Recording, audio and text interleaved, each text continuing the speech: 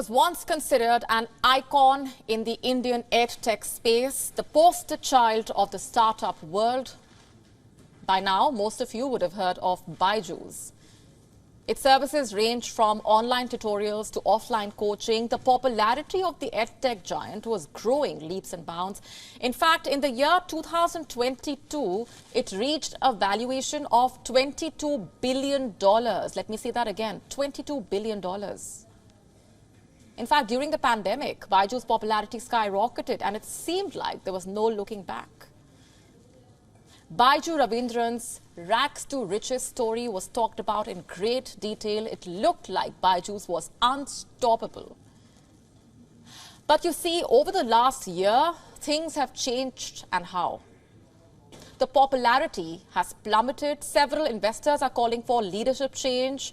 There have been a series of setbacks. It's been a tumultuous fall after a rapid rise. Earlier, Byju's shareholders voted to oust the founder, Byju Ravindran, as the chief executive officer. And now, reports say the company has asked its employees to work from home. Why is that? Well, because Byju's has vacated its office spaces, except for its headquarters at Knowledge Park in Bengaluru. Can you believe that? Things have reached this embarrassing point. The question is, how did the situation get this bad? What's going on? Has dynasty destroyed Byju's? And where do things really go from here? The fact is, Byju's has been in crisis mode for a while now. Thousands of employees have been laid off. The decline in valuation is estimated at roughly 90% over the last year. Major stakeholders have voted to remove Byju Ravindran from his position as the CEO, citing allegations of mismanagement and failures. But what is his stance? He and his family deny the allegations. In fact, Byju Ravindran has claimed that the resolution was passed in a meeting that saw the presence of only a small cohort of select shareholders.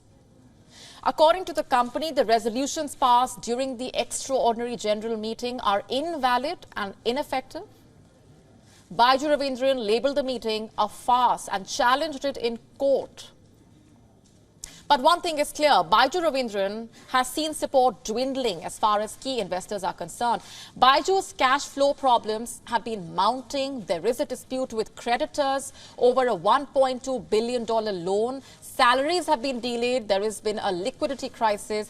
And in the middle of all of this, Mr. Ravindran is clinging on to power. The Karnataka High Court has temporarily halted the implementation of the resolutions passed in the EGM as it hears the case. But what next for Byju's and its employees? And what next for Byju Ravindran? The question still remains, has dynasty destroyed Byju's? WION now available in your country. Download the app now. Get all the updates on the move.